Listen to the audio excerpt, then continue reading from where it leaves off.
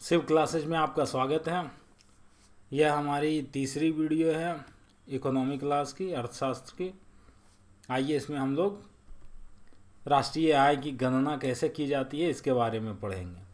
तो राष्ट्रीय आय की गणना चार तरह से की जाती है: जीडीपी के माध्यम से, जीएनपी के माध्यम से, एनडीपी के माध्यम से और एनएनपी के माध्यम से। इन चारों में से कोई भी तरीका हो सकता है। ये चारों क्या हैं इसको हम आगे क्रमबद्ध रूप से देखते हैं। तो सबसे पहले जीडीपी, इसका फुल फॉर्म क्या होता है? ग्रॉस डोमेस्टिक प्रोडक्ट, हिंदी में सकल घरेलू उत्पाद। जीएनपी का ग्रॉस नेशनल प्रोडक्ट, सकल राष्ट्रीय उत्पाद। एनडीपी का फुल फॉर्म क्या होता है? नेट डोमेस्टिक प्रोडक्ट या शुद्ध घरेलू उत्पाद। और एनएनपी का मतलब क्या होता है? नेट नेशनल प्रोडक्ट या शुद्ध राष्ट्रीय उत्पाद। यहाँ पर हम लोगों ने फुल फॉर्म लिख दिया है, आगे जब भी होगा तो शॉर्ट फॉर्म ही इसका हम लोग यूज करेंगे। तो आइए सबसे पहले देखते हैं जीडीपी। किसी भी देश की सीमाओं के भीतर एक समय अवधि में, आमतौर पर एक वर्ष, उत्पादित सभी अंतिम वस्तुओं और सेवाओं का मौद्रिक मूल्य। अंतिम वस्तुओं, एक देश है जैसे भारत है, तो भारत के अंदर एक वर्ष के भीतर कुल जो अंतिम फाइनल गुड्स जो बना उसकी कुल मौद्रिक मूल्य कितनी है, उसका वैल्यू कितना है एक वर्ष के भीतर। और वित्तीय वर्ष कब से कब चलता है? 1 अप्रैल से लेके 31 मार्च तक।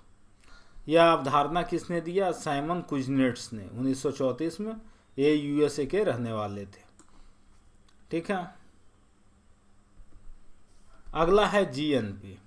देश के निवासियों द्वारा देश में या विदेश में एक वर्ष में किए गए अंतिम रूप से उत्पादित कुल वस्तुओं एवं सेवाओं के मौद्रिक मूल्य। देश के निवासियों द्वारा देश में या विदेश में, यहाँ पर ये इसका कैच पॉइंट है।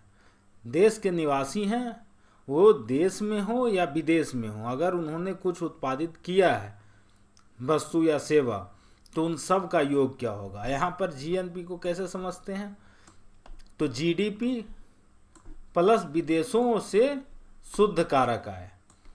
यहाँ पर हम एक ग्राफ के माध्यम से समझते हैं। जैसे भारत है तो यहाँ पर भारतीय भी हैं और अंग्रेज भी मान लेते हैं कुछ है, और एक श्रीलंका है जहाँ भारतीय और अंग्रेज है। ठीक है।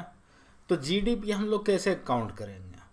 तो जीडीपी क्या हो गया? भारत के अंदर कुल वस्तुओं और सेवाओं का अंतिम उत्पादित मूल्य। तो यहाँ पर भारतीयों द्वारा और अंग्रेज द्वारा दोनों के द्वारा उत्पादित जो वस्तुएं और सेवाएं हैं उसको जोड़ के या उसका योग क्या कहलाएगा? जीडीपी कहलाएगा। लेकिन जीएनपी क्या होगा? यहाँ पर जीएनपी होगा भारतीयों द्वारा यहाँ भारत में और श्रीलंका में एसी है, इन दोनों का योग। यहाँ पर अंग्रेज जो भारत में काम कर रहे हैं उनका योगदान नहीं गिना जाएगा। ठीक है। यहाँ पर सिर्फ भारतीयों के द्वारा भारत में जो ये यहाँ पर पैदा हुआ अंतिम वस्तु और सेवा, और बाहर श्रीलंका में जो पैदा हुआ अंतिम वस्तु और सेवा भारतीयों के द्वारा, उसको काउंट करेंगे। ठीक है। अब आगे देखते हैं एनडीपी।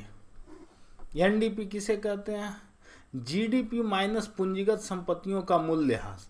अब जैसे कोई भी फैक्ट्री वगैरह काम चलता है तो उसमें मशीनरी होती है,